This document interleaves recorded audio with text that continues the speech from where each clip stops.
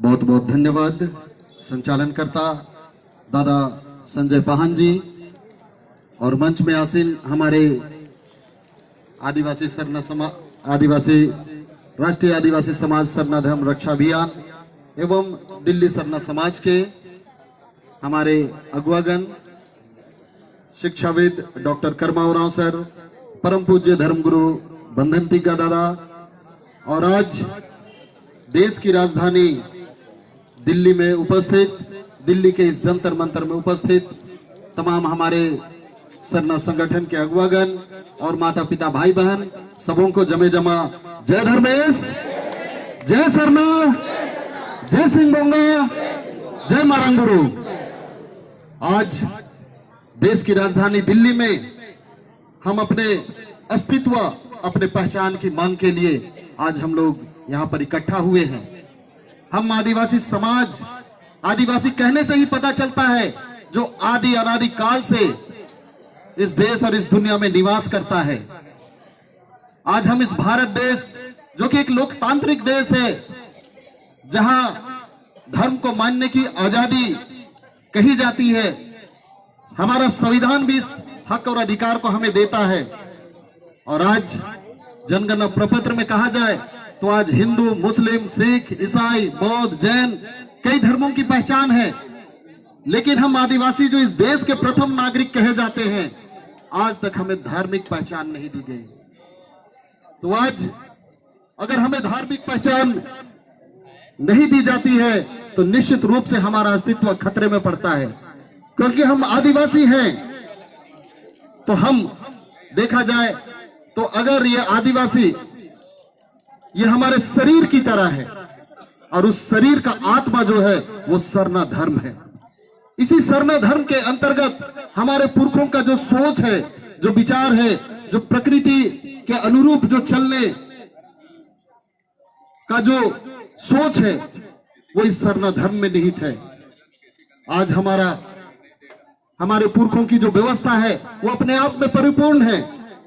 हमारा 12 महीना में 13 तरह का गीत है, अपना गीत है, अपना नृत्य है, अपना गाजा है, अपना बाजा है, अपना पहनावा, ओढ़ावा, परंपरा, संस्कृति, पाढ़ा व्यवस्था, मान के मुंडा, डोकलो सोहोर, पहने व्यवस्था, ये सारा कुछ हमारे पुरखों की व्यवस्था है। लेकिन आज सरना धर्म कोड नहीं मिलने की वजह से आज हमें धार्मिक रूप से, सामाजिक रूप से, पारंपरिक रूप से हमें नुकसान हो रहा है। आज हमारा पहली जमीन छीना जा रहा है। जब हम अपने पहले जमीन को बचाने के लिए जब हम प्रशासन के पास जाते हैं तो उन्हें पता ही नहीं रहता है ये पहले जमीन होता क्या है। आज हमारा जो पारंपरिक व्यवस्था है वो चरमरा गया है। ये आदिवासी समाज कस्टमरी लॉ से गाइड होता है, लेकिन जब हमारे ऊपर अत्याचार होता है या किसी तरह का नुकसान होता है, हम पुलिस प्रशासन या हम जाते हैं तो वहां से उन्हें हमारे हक अधिकार के बारे में किसी तरह की जानकारी नहीं होती है। तो ये सरना कोड हमारे लिए निहायत जरूरी है। ये सरना कोड बचेगा तभी हमारा करम, सरहुल, मागे, बाहा, जितना तरह का पर्व त्योहार ये सारा कुछ बचेगा।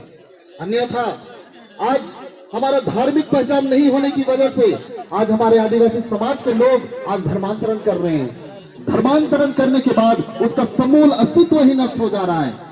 आज अगर उदाहरण के रूप में अगर कोई आदिवासी समाज का लोग अगर वो ईसाई धर्म को अपनाता है तो वो सबसे पहले वो अपना धर्म चेंज करता है, उसके बाद अपना नाम चेंज करता है, उनका पूजा स्थल चेंज हो जाता है। अब वो सरना में, चाला अड्डा में या जाहिर थान में पूजा करने नहीं जाता, वो चर्च जाता है। उनका जो पुजारी है वो चेंज हो जाता है। अब वो नैगे या पाहन से पूजा नहीं करवाते हैं, वो पादरी से पूजा कराते हैं। उनका जो मरने के बाद जहां हम जाते हैं, हमारा मसड़ा वो चेंज हो जाता है, वो कब्रिस्तान हो जाता है। यहां तक कि धर्मांतरण के बाद हमारे महापुरुष भी चेंज हो जाते हैं। हमारे महापुरुष जो भगवान बिरसा मुंडा है, वीर बुद्धू भगत है, सिद्धू कानू है, तेंगा खड़िया है, धर्मांतरण के बाद वो जेवियर, थॉमस, अन्ना, उर्सलैन हो जाते हैं। तो हमारा समूल ही नष्ट हो जाता है। तो इसलिए इस आदिवासी शरीर के अंदर वो आदिवासी शरीर तब तक जिंदा है जब तक उस शरीर में सरना धर्म रूपी आत्मा निवास करता है। अगर वो आत्मा वहां से निकल जाए, वो आदिवासी जीते जी मर जाता है। अगर ये मेरा शरीर है, इस शरीर से अगर मेरा आत्मा निकल जाए तो हमको लोग कितना भी चाह ले, कितना भी प्यार कर ले, इस शरीर को कहीं रखा नहीं जाएगा, बल्कि इसे जला दिया जाएगा या दफना दिया जाएगा, अन्यथा यह शरीर बदबू मारने लगेगा। तो कहीं ना कहीं आज हमारे धर्म के साथ, हमारे आदिवासी समाज के साथ इसी तरह का खिलवाड़ हो रहा है कि इस आदिवासी समाज में आज कोई इस तरह का आत्मा घुस जा रहा है, कोई इधर से आत्मा घुस जा रहा है, इस तरह की बात हो रही है, जिसके कारण आज हमारा जो मूल जो व्यवस्था है, हमारे पुरखों की व्यवस्था है, वो छिन भिन हो रही है। तो ये आज सरना धर्म कोड की जो मांग है, सिर्फ हमारे लिए नहीं, पूरे दुनिया के लिए हम इस सरना कोड की मांग कर रहे हैं। क्योंकि सरना धर्मावलंबी जो किसी व्यक्ति को भगवान नहीं मानते हैं, ये सरना धर्मावलंबी जो किसी व्यक्ति द्वारा बनाए गए इमारत को पूजा स्थल नहीं मानते हैं, ये सरना धर्मावलंबी किसी व्यक्ति द्वारा लिखे गए किसी पुस्तक को ग्रंथ के रूप में नहीं मानते हैं, बल्कि हमारे आदिवासी समाज, हमारे पुरखों की व्यवस्था है, वो इस साक्षात इस प्रकृति को जिसे सृष्टिकर्ता ने बनाया है, उसे ही आधार मानकर इस सरना धर्म के रूप में मानते हैं। पूरी दुनिया जानती है कि इस प्रकृति के बिना हम एक क्षण भी जीवित रहने की कल्पना नहीं कर सकते हैं। आज अगर कोई नेता मंत्री आए तो लोग कड़कती धूप में भी लंबे लंबे लाइन लगा लेते हैं, लेकिन अगर ये प्रकृति जो बिना मांगे हमें हवा देता है, अगर वो एक क्षण के लिए रुक जाए तो हम मर जाएंगे। दुनिया का कोई भी जीव जंतु, किसी भी जाति धर्म का लोग हो, किसी भी देश दुनिया के लोग हो, वो जीवित नहीं रह सकते हैं, लेकिन उस प्रकृति का हम आभार कब प्रकट करेंगे? आज लोगों का नजरिया चेंज हो गया है। आज कहीं ना कहीं वो भी कहते हैं हम भी प्रकृति को मानते हैं, लेकिन अगर नजरिया देखा जाए तो नजरिया में जमीन और आसमान का अंतर है। आज अगर हम इस पेड़ पौधे को देखते हैं तो हम सोचते हैं ये पेड़ पौधा हमें ऑक्सीजन देती है, ये पर्यावरण को शुद्ध रखता है, इससे हमारा जीना खाना होता है। लेकिन आज के तथाकथित सभ्य समाज इस प्रकृति को इस रूप में देखते हैं। अगर वो पेड़ को देखते हैं तो वो सोचते हैं कि इस पेड़ को काटेंगे और इसके लकड़ी को अगर हम बेचेंगे तो लाखों रुपया कमाएंगे। जब हम नदी को देखते हैं आदिवासी समाज के लोग, तो हम सोचते हैं ये नदी का पानी जो छल छल बह रहा है, इससे हम सिंचाई करेंगे, खेती करेंगे, हमारे मवेशी पानी पिएंगे, हमारे लिए सुविधा होगी। लेकिन तथाकथित सभ्य समाज, आज का पढ़ा लिखा, चाहे डॉक्टर इंजीनियर जो भी हो, आज वो उस नदी को इस रूप में देखता है कि यहाँ का बालू अगर हम बेचते हैं तो करोड़ों रुपया हम कमाएंगे और बड़ा आदमी बनेंगे। पहाड़ को देखता है तो वो सोचता है कि इस पहाड़ से हम, पहाड़ का पत्थर को अगर हम बेचेंगे तो यहां से करोड़ों कमाएंगे। और इस तरह से हम लोग पूरी दुनिया में देख रहे हैं कि जहां भी आदिवासी को नुकसान पहुंचाया जा रहा है, उसका मकसद इतना है कि हम प्रकृति को नुकसान पहुंचाकर उसे हम संपत्ति के रूप में देखें और वो पैसा कमाएं। और आज पहाड़ खत्म हो जा रहे हैं, नदी को नाला बना दिया जा रहा है, ये पेड़ पौधे खत्म हो जा रहे हैं। आप लोग कुछ दिनों से अभी दिल्ली में हैं, आप लोग महसूस कर रहे हैं। आप जब शाम में जब अपने रूम में पहुंचते हैं, जब आप थकार करते होंगे, जब आप रुमाल को अगर नाक में डालकर देखते होंगे तो वो काला हो जाता है। वो इसलिए कि यहाँ पोल्यूशन है, यहाँ प्रदूषण है। लेकिन आप जो अभी कहीं कहीं जहां आदिवासी लोग बचे हुए हैं, आज वो प्रकृति से जुड़े हुए हैं, तो आज वहां हमें शुद्ध हवा हमें सांस के रूप में मिलता है। आज हम लोग नहीं चाहते हुए पानी को हम लोग बोतलों में खरीद रहे हैं, कल के दिन में हवा को भी हम लोगों को खरीदना पड़ेगा। तो आज मुख्य धारा में जुड़ने की बात आदिवासियों को कही जाती है, लेकिन दुनिया के लोगों को समझना होगा कि मुख्य धारा जो आज के तथाकथित सभ्य समाज, वो मुख्य धारा नहीं है, बल्कि आज जो आदिवासी समाज है वो मुख्य धारा है, जिससे लोग भटक गए हैं। और वो जो आज के समय में जो धुआं छोड़ते हैं, जिसे वो विकास बोलते हैं, कहीं ना कहीं वो अंधविकास है। आज विकास और अंधविकास, विकास और अंधविकास में उतना ही अंतर है जिस तरह से विश्वास और अंधविश्वास में अंतर है। ये विकास के नाम पे आज पूरे दुनिया को तबाह कर दिया जा रहा है। तो आज हमें इस चीज को जानने की जरूरत है। तो हम इस प्रकृति को मानते हैं। ये कोरोना काल हम लोगों को लगातार इस चीज का एहसास दिलाया कि आज कोई गाड़ी की वजह, कोरोना काल में किसी को गाड़ी की जरूरत नहीं थी, नए नए कपड़ों की जरूरत नहीं थी, इमारत की जरूरत नहीं थी, बल्कि शुद्ध हवा की जरूरत हो रही थी। तो आज आदिवासी बचेगा तभी ये प्रकृति बचेगा, और ये प्रकृति बचेगा तभी ये दुनिया बच पाएगा। इसलिए आदिवासी का बचना जरूरी है। इस दुनिया को बचाने के लिए आदिवासी का बचना जरूरी है। इसलिए हम लोग सरना धर्म कोड की मांग कर रहे हैं। अन्यथा सारे लोग जब धर्मांतरण कर जाएंगे और हमारे पुरखों का जो सोच है वो उस धर्मांतरण में विलीन हो जाएगा, ये दुनिया भी उसी में विलीन होकर खत्म हो जाएगा। इसलिए हमें इसे जानने की जरूरत है। लेकिन विडंबना यह है कि आज ये आजाद भारत कहने के लिए आजाद भारत है, लेकिन कहीं ना कहीं इस लोकतंत्र में भी नैतिकता का हनन हो गया है, नैतिकता खत्म हो गया है। अन्यथा जब जनगणना प्रपत्र में धर्म कोड की बात थी, हिंदू मुस्लिम सिख ईसाई बौद्ध जैन को जब धर्म का दर्जा दिया गया, उसको पहचान दी गई, तो हम आदिवासी उससे भी पहले से यहाँ पर है। बिना कहे हम लोगों को सरना धर्म कोड मिलना चाहिए था। लेकिन आज विडंबना यह है कि आजादी के कई साल हो गए और आज हम लोगों को राजधानी में आज भी हमें अपने धार्मिक पहचान की मांग करने की जरूरत पड़ती है। आज उन्हें एहसास करना चाहिए। आज अगर जनगणना प्रपत्र से अगर हिंदू को हटा दिया जाए और उसको कहा जाए आप अन्य में अपना दर्ज कीजिए, उनका समाज छिपछान हो जाएगा, खत्म हो जाएगा। आज ईसाई हो मुस्लिम हो किसी भी, अगर उन्हें कोड नहीं दिया जाता है वो समाज अपने आप खत्म हो जाएगा। तो आज इस समाज को बचाने के लिए सारे जगह अपनी अपनी व्यवस्था है। लोग रोज मस्जिद जाते हैं, रोज चर्च जाते हैं, रोज मंदिर जाते हैं ताकि वहां मिले जुले और आगे बढ़ने का बात कर सके। लेकिन हमारी पहचान नहीं होने की वजह से आज हमारा सारा कुछ तितर बुतर होता हमें दिख रहा है। तो आज बहुत सारे लोग, आज जब हम लोग सरना धर्म कोड की बात कर रहे हैं, तो आज हमें भटकाने के लिए बहुत सारे लोग आते हैं और बोलते हैं कि नहीं सरना धर्म कोड नहीं, बल्कि कोई ट्राइबल कोड मांगता है, कोई आदिवासी कोड मांगता है। हम लोगों को समझने की जरूरत है, हम आदिवासी हैं, हम ट्राइबल हैं, इसमें कोई दो मत नहीं है। और संविधान के अनुच्छेद 342 के अंतर्गत यह पहचान हमें मिल चुकी है, जिसके कारण हम चाहे वो राज्य सरकार की नौकरी हो या केंद्र सरकार की नौकरी हो, आरक्षित सीटों में हम वहां नौकरी कर पाते हैं। हम विधानसभा हो या लोकसभा हो या राज्यसभा हो, आरक्षित सीट से हम लोग अपना राजनीति कर पाते हैं। लेकिन जो हमारा धार्मिक पहचान है, जो हमारी विशेष पहचान है, जो हमें हिंदू मुस्लिम सिख ईसाई बौद्ध जैन से अलग करता है, हमें वो पहचान चाहिए। कहीं ना कहीं वो पहचान नहीं मिली है। तो आज हम देखते हैं कि समुद्र में अथाह पानी है, इतना पानी है कि उसका गहराई नापना तक मुश्किल है। लेकिन आज हम जो बात करने आए हैं, हम झरने की बात करने आए हैं। वो झरना जहां से मीठा पानी निकलता है। आज समुद्र में जितना भी पानी हो, उस समुद्र का पानी को पीकर कोई अपना प्यास नहीं बुझा सकता है। उस समुद्र का पानी में नहाकर कोई अपने आप को तरोताजा नहीं महसूस कर सकता है। प्यास बुझाने के लिए तो झरना का पानी ही चाहिए। अगर ये झरना खत्म हो जाता है तो झरना के साथ साथ उस समुद्र में भी प्रश्न चिन्ह लग जाएगा, क्योंकि आज अगर उस समुद्र का भी अस्तित्व है तो कहीं ना कहीं वो भी उस झरने से जुड़ा हुआ है। तो आज हम लोग सरना धर्म की बात कर रहे हैं, जो एक झरने की तरह है। आज अगर इस सरना धर्म पे खतरा है तो कहीं ना कहीं अन्य धर्मों में भी खतरा है, पूरी दुनिया में खतरा है। क्योंकि हम लोग इसको जानते हैं कि एक समय था जब ना हिंदू था, ना मुस्लिम था, ना सिख, ना ईसाई, ना बौद्ध, ना जैन, कुछ भी नहीं था।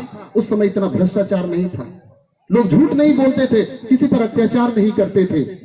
एक तरह से कहा जाए तो वो सतयुग था। आज कदम कदम में मंदिर है, मस्जिद है, गिरजा है, गुरुद्वारा है, कुरान, बाइबल, हदीस है। कई प्रवर्तक इस दुनिया में आए, लेकिन इस युग को उस हिसाब से महाधर्मयुग होना चाहिए था, महासतयुग होना चाहिए था। लेकिन ये कौन सा युग है? ये कलयुग है। ये अब तो भटयुग हो गया है।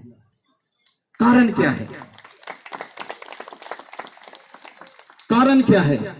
लेकिन कारण जानने से पहले हम लोग एक चीज और देखना चाहेंगे कि आज इस कलयुग और इस भटयुग में भी अगर दुनिया के किसी भी जाति धर्म या किसी भी देश के लोगों से पूछ दिया जाए कि इस कलयुग और भटयुग में भी आज भी सबसे सच्चे, सबसे अच्छे और सबसे ईमानदार कौन लोग हैं, तो किसका नाम आता है? हम आदिवासियों का, हम प्रकृति प्रेमी आदिवासियों का। क्योंकि हम इस प्रकृति से सीखते हैं। ये प्रकृति किसी से छल नहीं करता है। अगर हम इस पेड़ में अगर पत्थर भी मारे तो उसके बदले वो हमें पत्थर नहीं मारता है, बल्कि मीठा मीठा फल देता है। हम इस पेड़ से सीखते हैं। इसलिए आज हम पर जितना भी अत्याचार हो जाए उसके बाद भी हम किसी पर अत्याचार नहीं करते, बल्कि उसका भला ही करते हैं। आज आदिवासी समाज कभी किसी को नुकसान नहीं पहुंचाता है, लेकिन आज हमारे धर्म पर भी अतिक्रमण हो रहा है, हमारे जगह जमीन पर अतिक्रमण हो रहा है, हमारी बेटी बहू पर अतिक्रमण हो रहा है, हर जगह अतिक्रमण का हम शिकार हो रहे हैं। तो कहीं ना कहीं नैतिकता का पतन हुआ है, धर्म के नाम पर अधर्म का काम हो रहा है। आज धर्म के नाम पर कोई अपने आप को बड़ा बताना चाहता है, किसी को छोटा बताना चाहता है, धर्म के नाम पर कोई अपना संख्या बटोरने में लगा हुआ है। तो कहीं ना कहीं धर्म के नाम पर अधर्म का काम हो रहा है। धर्म का मतलब होता है सच्चाई, अच्छाई, ईमानदारी, नैतिकता, मानवता, जिम्मेवारी, कर्तव्य। आज कोई अपने आप को हिंदू कह दे, मुस्लिम कह दे, सिख कह दे, ईसाई कह दे, लेकिन अगर उसके अंदर नैतिकता नहीं है, मानवता नहीं है, ईमानदारी नहीं है, जिम्मेवारी नहीं है, क्या वो धर्मी हो पाएगा? नहीं हो पाएगा। तो धर्म की आत्मा है सच्चाई, अच्छाई, ईमानदारी, नैतिकता, मानवता। हिंदू, मुस्लिम, सिख, ईसाई, बौद्ध, जैन बोलने से कोई धर्मी नहीं होता है, बल्कि धर्म का आत्मा का जीवित रहना जरूरी है। और आज हम उस प्रकृति को, अपने पुरखों की चीजों को मानते आए हैं। वो युग भी सतयुग था, हम सच्चे थे, अच्छे थे, ईमानदार थे, उसी चीज को आज तक हम लोग मानते आए हैं। और आज भी हम लोग आज के चकाचौंध में नहीं भटके हैं, जिसके कारण आज भी हम लोग सच्चे हैं, अच्छे हैं और ईमानदार हैं। आज भी हम लोग इसी पेड़ के नीचे और पहाड़ और टोंगरी में पूजा किया करते हैं। हम उस प्रकृति को मानते हैं, इसलिए हम इस प्रकृति से सीखते हैं। पानी से हम सीखते हैं कि पानी किसी का प्यास बुझाता है, किसी का महल साफ करता है, किसी को सींचता है तो उसे बड़ा होने में मदद करता है। हम आदिवासी सरना समाज के लोग भी आज हम पानी की तरह स्वच्छ है, किसी का काम आते हैं, किसी को बढ़ने में मदद करते हैं, किसी का टांग हम लोग नहीं खींचते हैं। तो आज हम इस धर्म को बचाने की बात कर रहे हैं, जिसका बचना इस दुनिया के बचने के लिए जरूरी है। तो आज हम उसके लिए हम सरना धर्म कोड की मांग कर रहे हैं। अगर ये बातें अगर दुनिया के लोगों को समझ में नहीं आती है, तो हम लोगों को समझ जाना होगा कि आज हम लोग दुनिया के लोगों को, जिसको हम लोग समझदार बोल रहे हैं, वो समझदार नहीं है, वो तथाकथित समझदार है। दुनिया के समझदार लोग आप हैं, जो कि आज तक इस प्रकृति को बचा कर रखे हैं और आज भी दुनिया के लिए सोचते हैं। आज आपके सोच की जरूरत है।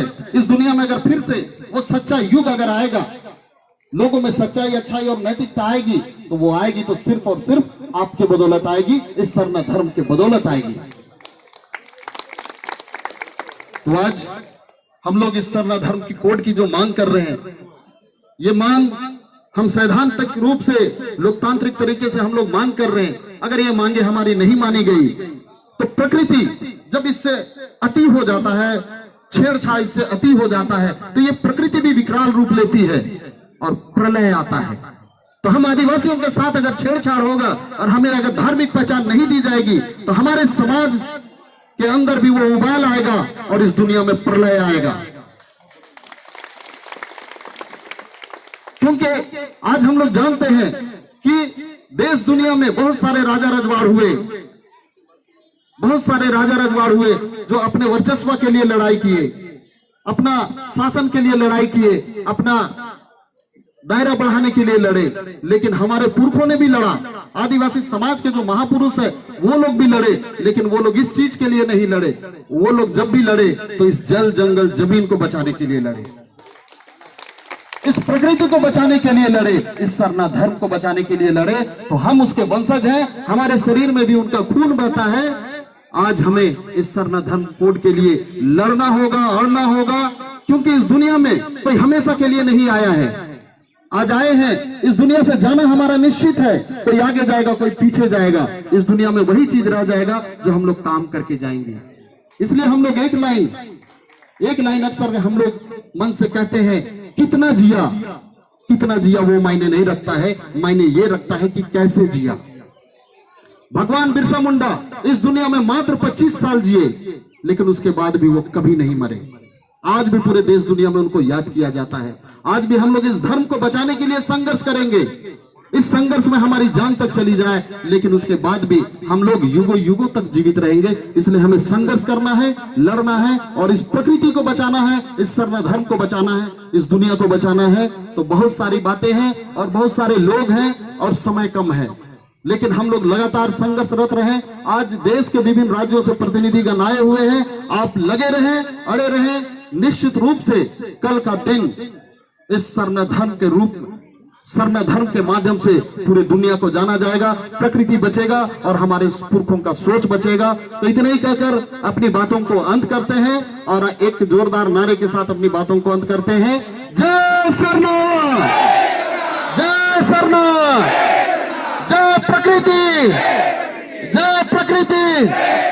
सरना कोड नहीं तो वोट नहीं, सरना कोड नहीं तो वोट नहीं। और इस बार हम लोगों को गांठ बांधने की जरूरत है कि ये भारत देश लोकतांत्रिक देश है। आज हमारे वोट को लोग चुनाव के समय आते हैं और खरीद कर ले जाते हैं। और कल के दिन में हमारी मांगों को, आज विडंबना है कि आज हम लोगों को यहाँ मांग करने की जरूरत पड़ी। आज क्या आप लोग वोट नहीं देते हैं? आज अगर अन्य का कॉलम में भी देखा जाए तो 50 लाख लोग अपना धर्म सरना लिखे हैं। अगर उसे 50-50 हजार से अगर विभाजित किया जाए तो एक विधायक को जीतने के लिए मोटा मोटी 50,000 वोट की जरूरत पड़ती है। आप लोग 50 लाख लोग सरना धर्म लिख चुके।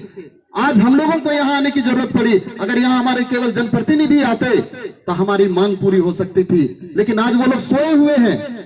और आज भी हम लोगों को अपना घर का काम धाम सारा कुछ छोड़ के आज सरना कोड की मांग करने के लिए हम लोगों को यहाँ आना पड़ता है।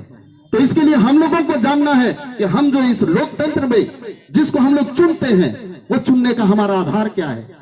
वो हमारा प्रतिनिधि है। हमारी बातों को यहाँ रखने के लिए उनको चुना गया है, ना कि उसे वो पद दे दिया जाए जिसके कारण वो कमाए और इतना खाए कि उसका उल्टी तक हो जाए, लेकिन दूसरों को ना दे। इसके लिए नहीं चुना गया है। तो हम उन्हें अपने प्रतिनिधि के रूप में चुनते हैं, तो उन्हें हमारा प्रतिनिधित्व करना है। और अगर नहीं होता है तो हमारा जो नारा है सरना कोड नहीं तो वोट नहीं, ये सिर्फ बोलने के लिए नहीं होगा। इसे अमली जामा पहनाने की जरूरत है, इसे अमल करने की जरूरत है। और इस बार कोई भी चुनाव हो, चाहे अभी छोटा चुनाव हो या 2024 की लोकसभा के चुनाव हो, हमारा एक ही नारा रहेगा और उस नारे पे हम लोग अमल करेंगे पूरे देश और देश के विभिन्न राज्यों के लोग कि सरना कोड नहीं तो, सरना कोड नहीं तो, सरना कोड नहीं तो। जिस दिन आप इतना कर दिए वो आपके घर सरना कोड ला कर दे देगा। तो इतना ही कहकर अपनी बातों को अंत करते हैं। सबों को जय सरना, जय सिंह बोंगा, जय मारंग गुरु।